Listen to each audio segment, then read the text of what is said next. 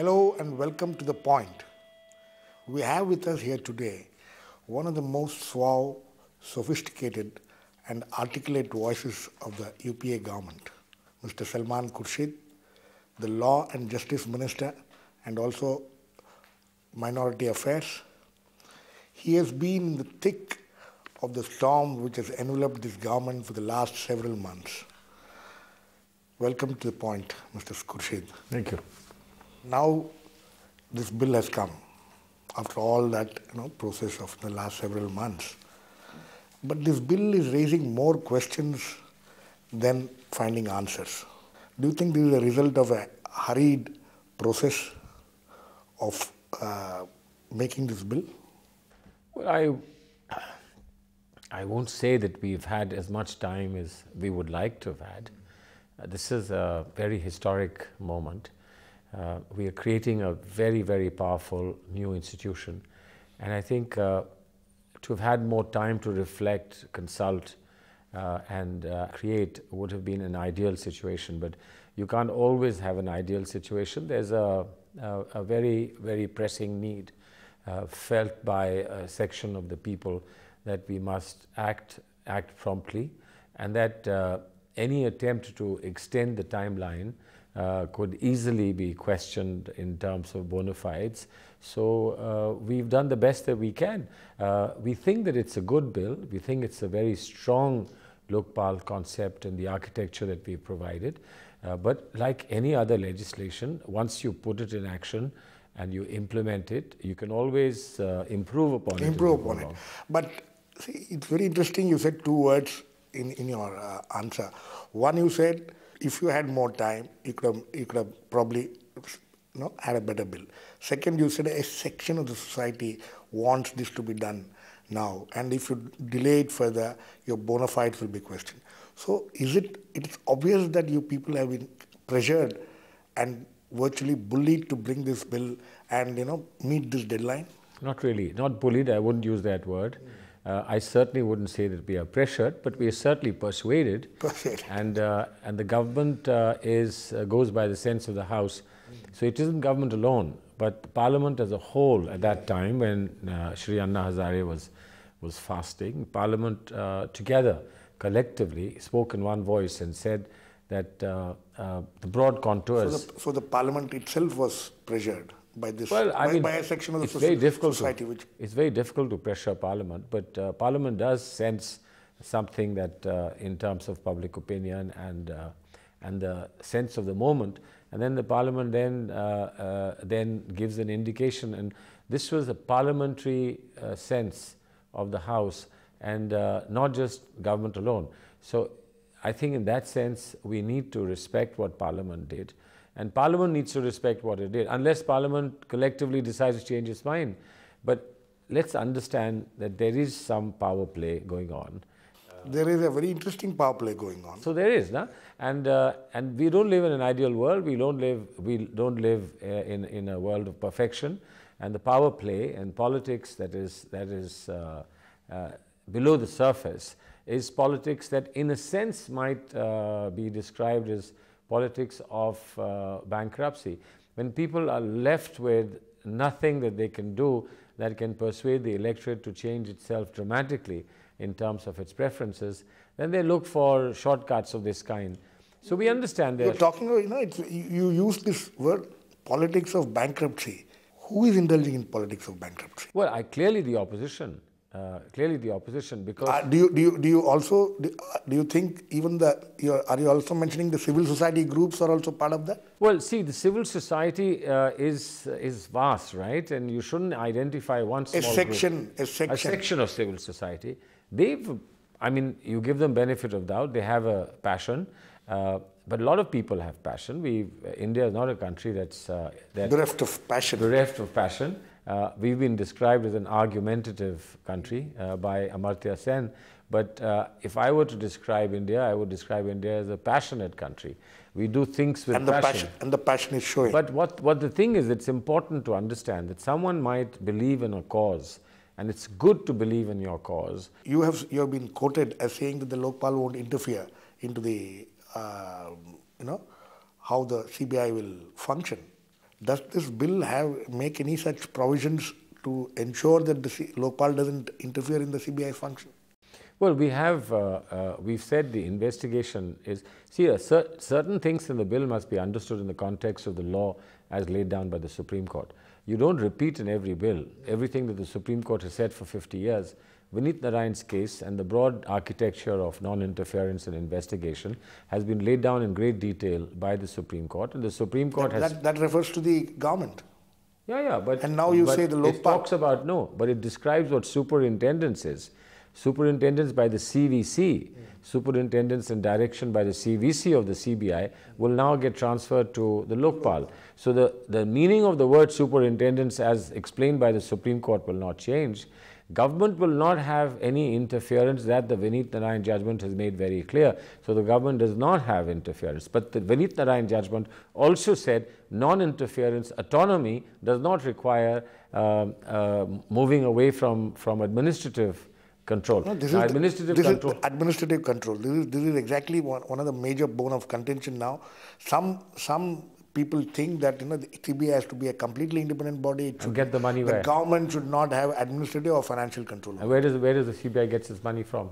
What about, they're talking about the way the CEC functions or the CVC functions. No. But CBI is an investigative agency. Right. It's run by and it's manned by people who are government servants. It's not manned by independent authorities like the Supreme Court or other constitutional authorities like the CEC and so on.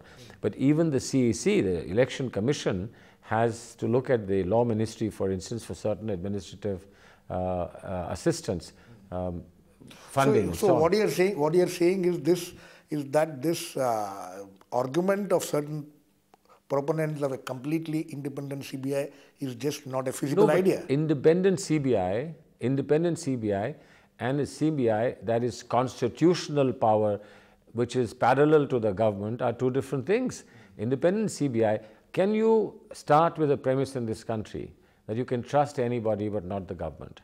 Now, if you start with a premise that you cannot trust the government and least of all trust the head of the government, then you've got to write a new constitution. But this is what is exactly happening. But sorry, not acceptable. It's not acceptable. But unfortunately, in this country, this situation has come about. No, it's not. It's not. We will have an election.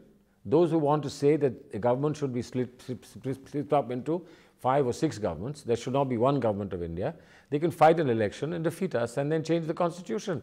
But they are saying we will not fight an election. They will not fight an election. Now, anyway, we will leave that aside. Just the other day, your colleague, the man who piloted the bill in the parliament the other day, Mr. Narayanaswamy, he has been quoted as saying that your government will deal the issue of Lokpal with an iron hand. What does he mean by it? He must have translated from his mother tongue into English. But frankly, he has worked very, very hard on this bill.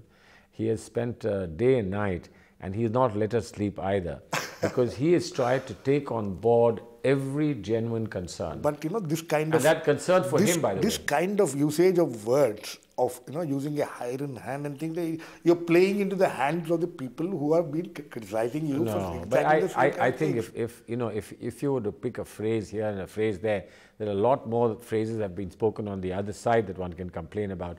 But frankly, the minister is concerned not only about civil society, not only about civil liberties, not only about his colleagues in parliament, but he's also answerable to, and he has expectations to respond to from the civil service, as well as from the CBI and the police forces and police agencies of the country. So he doesn't have an easy job. He doesn't have an easy job, there's no doubt about it. The CBI, in fact, people in the CBI have been very critical of this bill. They say that you're creating another big brother. So anyway, well, we will. So you can't be wrong. You can't be wrong on all fronts. So you have to be right somewhere. No, it's not a question of me, but it's a question of the various opinions which are coming. Anyway, we will discuss this further. We need to go into a short break. Please keep watching. We'll be back very soon.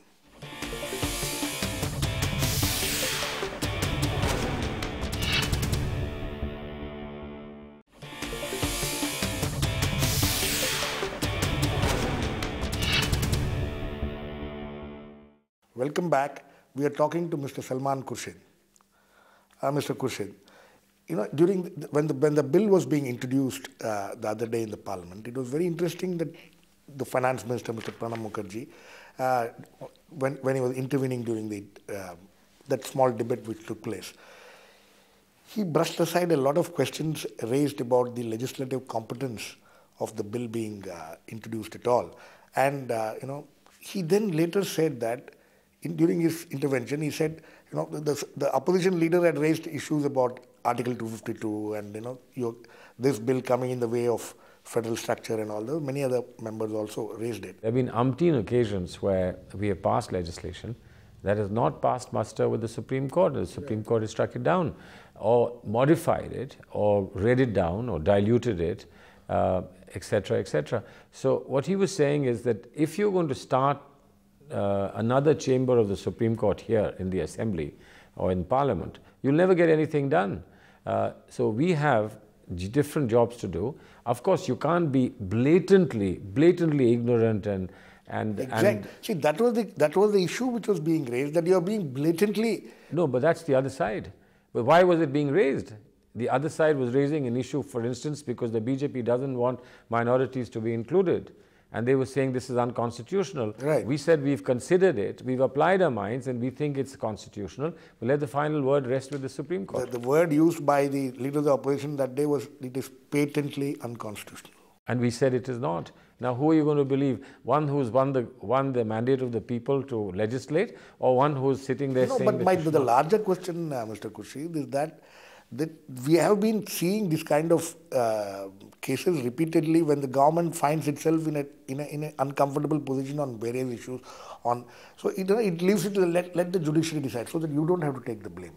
In fact, that is one of the accusations which is coming, is that this bill, this bill which you have brought about, one, it has not satisfied anybody, and second thing is that it is not strong enough, and it may have problems in the the courts may find problems with it, and you are quite comfortable with it, because if the court says no, then the court had a problem with the Competition Commission. They changed it around. Now we have a Competition Commission that is very robust today, but the court had a problem with the kind of structure we had in Competition Commission. First the Madras High Court and then the Supreme Court. But that's it. The court had a problem with our taking over land as far as the Ayodhya dispute was concerned. But the court again modified what we had done and said that this is what you can do. So are you trying to say that your government is not trying to escape its own responsibility by shifting no, on the judiciary? See, if we wanted to shift, we would ask the court to give us an advisory opinion. We haven't done that. We've said, to the best of our understanding, this is something that can be legitimately done, and we are doing it. Now, you have asked for something to be done. We are doing something, and now you're saying you can't do it. So where do we stand? Let's do the best that we can. You have any amendments? Please bring the amendments. Let us see if the amendments are defeated or the amendments are passed. And then, if there's still some doubt, somebody will go to court. We will not go to court. Somebody will go to court, and if the court finds a justification in that challenge, the court will tell us. This happens in reservations. This 4.5% reservations which you have brought about, under the OBC quota, is something several legal luminaries have said it is unconstitutional. There are also some people who say that it is constitutional, but many legal luminaries feel that it is unconstitutional. What is their background? Background is that this Champaka case of 1951 still holds good. You can't give reservations to minorities on the basis of religion. On the basis of? Religion. Okay, I have not done so. Why don't they challenge this reservation when they are in 27? It's the same people are in the list of 27%. Nobody challenges it. When you make them 24.5% out of those 27, you challenge it? That's exactly the point which some people try to make, is that if you categorize them under 27, some of the communities, the Muslim communities especially, are already in 27. I'm sure that's what you're trying to say. Everybody in 4.5 so you are not already in 27. So you're not going to include any fresh castes or communities in this. So why, when somebody jumps to this conclusion, I have to then say that I'm sorry, the bona fides are questionable. You didn't even try to find out that I didn't put anyone new. I can't. It has to be the OBC Commission that can recommend. We have not put in anybody new. What we have said is, in 27 existing groups that are disadvantaged but are not being able to get a benefit. But Mr. Khurshid. The point is that these groups which are taking away from the 27%, putting them under the 4.5 within the 27, No, they will remain in are 27. all people you are taking away from, as a part of a religious group. No. But so what if they're a religious group? If you give reservations to backwards, Right. when you give reservations to backwards, the Supreme Court, Indira Sahni case has said that Right. you begin with a caste, Begin not religion. but you begin with a caste. Is caste allowed in Here this you are country? beginning with you are taking religion is the caste, basis for is your. caste allowed in this? People who say religion is not allowed, will they say caste is allowed in this country? Classes. They're called other backward classes. That's So right. a religion can be a class as well. A caste can be a class. So you're arguing that religion is a class. I'm not arguing. Sachar Committee has said so. Rangnath Mishra Commission has said so. Karnataka, Kerala, Tamil Nadu, Andhra Pradesh, Bihar, Bengal. They've all done this. Yes. And all these people who are now jumping to But it is question very interesting that some people say that these places where, for instance, in Karnataka, it has been going. These reservations have been going on, but it has not been challenged on the basis of which it could have been challenged. 20 years, 25 years, you don't challenge something. And there the reservations has been made for Muslims, not for minorities. I've done it for minorities. They've done it for Muslims in Karnataka, they've done it for Muslims in Andhra Pradesh, they've done it for Muslims in Kerala, they've done it for Muslims in Tamil Nadu, they've done it for Muslims in Bengal. How come nobody challenges it there? So you think you are on a firm footing as far as this decision of the government is concerned? Absolutely, and I'm prepared to argue with anyone, no problem. Okay. Another issue you seem to have got embroiled in. You seem to have got embroiled in another issue recently about the 2G issue. Your law ministry had given an opinion that the SR loop involvement in 2G, you have taken a particular stand, and now the CBI seems to have taken a diametrically opposite stand, and they have even filed cases against those people. No problem. So is that not a don't you proof that CBI is independent? I knew you would say this. But is it not I proof? knew you would say this. Yeah. But the question is that it raises a lot of doubts and suspicions about who is working for whom, and who is working for whom and who is working against whom. Okay. And here the Attorney General's role is also being questioned. No, you can't question the Attorney General's role. The Attorney General role is very clear in the manual of the CBI under the judgment of the Vineet Narayan case. If there is a difference of opinion between the Director of CBI and Director of Prosecution who works within the CBI, then that difference of opinion has to go to the Attorney General. And the Attorney General autonomously, not in consultation with the Law Ministry, is supposed to give his advice. He's given his advice that the prosecution should proceed. And that goes against your advice, against your ministry. Well, you have to read both before you say they go against. The questions that the Law Ministry was asked are different. The question that the Attorney General was asked was different. There's a distinction between those two replies. Therefore, they may not be convergent, but they may be parallel replies. Now, the reply that I have given is to the DOT, and the DOT is not the prosecuting agency, but the DOT is supposedly the victim. Now, if the victim has been advised that you're not a victim, and the victim has yet not said that I'm a victim, then someone else prosecuting on behalf of the victim saying that is a victim doesn't make any sense, does it? But since the CBI is independent, and we do not interfere in CBI, and we don't influence CBI, the CBI has proceeded independently. I knew you would say that, and that's a smart way of trying to show that you're independent. Anyway, in this case, your claim could actually be right. We need to go into a short break now. We need to go into a short break now. We'll come back. Please keep watching.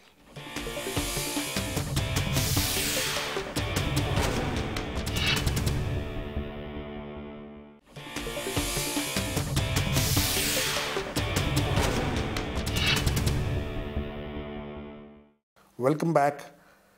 We are talking to Mr. Salman Khurshid. Mr. Khurshid, see, your own profile as a minister got considerably enhanced when this whole Lokpal bill movement was going on, especially after two of your colleagues were seen as people by the civil society groups as not really being friendly with them and things like that, and then you were pushed to the forefront as a key interlocutor. And you seem to have made some impact. Do you enjoy this role, or is it a very stressful?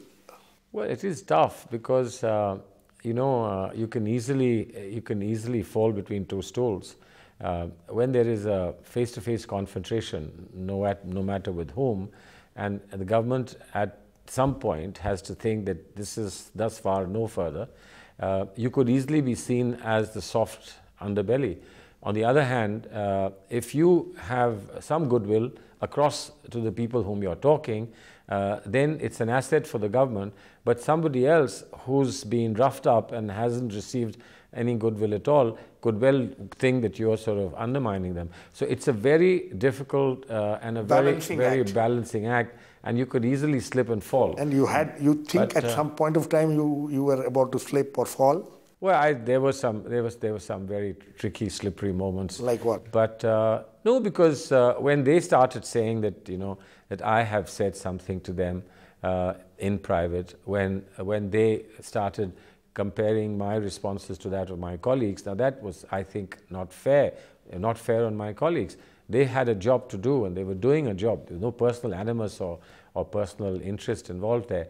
And except that they were at a particular time doing it in a particular manner that obviously didn't go down well with civil society, I tried to do it differently in circumstances that had emerged. Differently means, how did you approach this whole issue? No, I just... Did you learn some lessons from what Mr. Kapil Sibal and Mr. Chidambaram had encountered? I've learned lessons from the way I've been dealing with the media and with larger sections of public when I was in UP.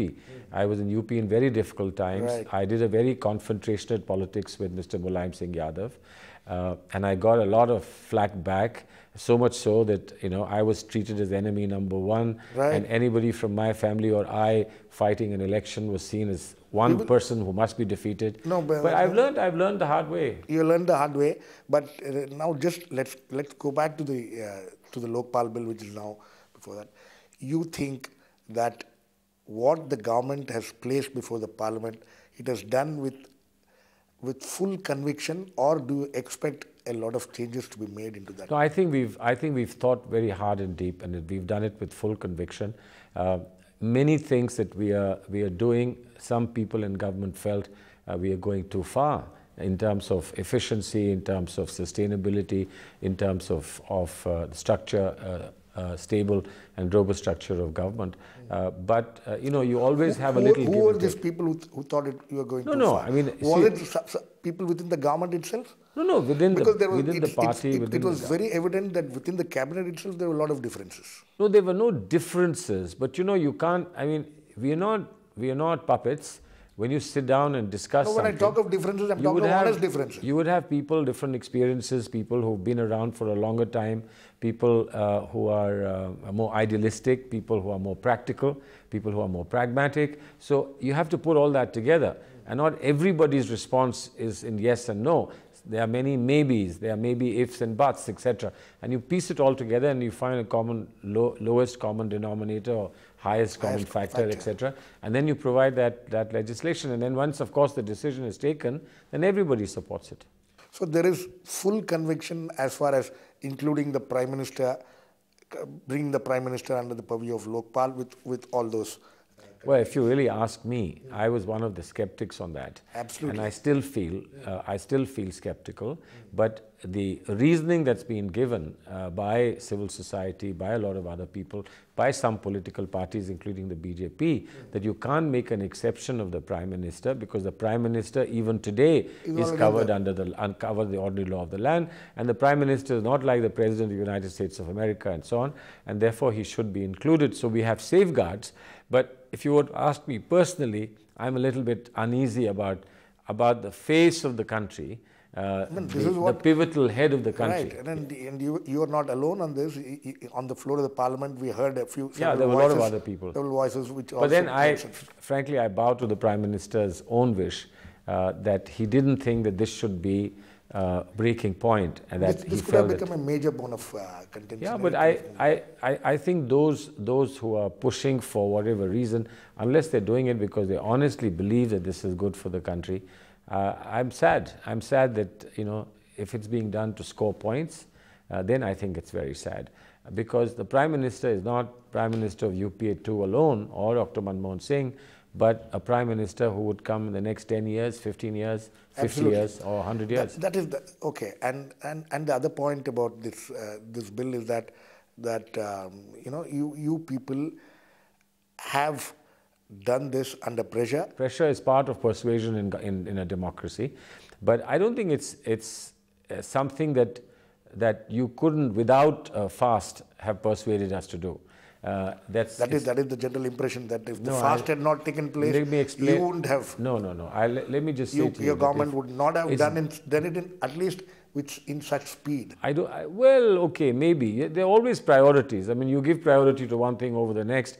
I would have rather given priority to electoral reforms that have taken a backseat because of Lokpal. But now that we've given priority to Lokpal, we'd like to see it through. Right, but the electoral reforms which you're talking about, there may be another fast on that. You need to be. I don't think anybody would fast for electoral reforms. But electoral reforms, I believe, are very, very important. And whether it was the Lokpal or electoral reforms or transparency, doing away with discretion, a lot of other accountability, all these things, please remember that Mrs. Gandhi, our Congress president, spoke about it at the Burari conclave. Okay, I mean, finally, about your home state. You spoke about it a little earlier. Yeah. This seems to be the greatest challenge for the Congress in the couple of the elections are on. Do you think your party is up to the challenge? One. Where do you see it positioned after the polls?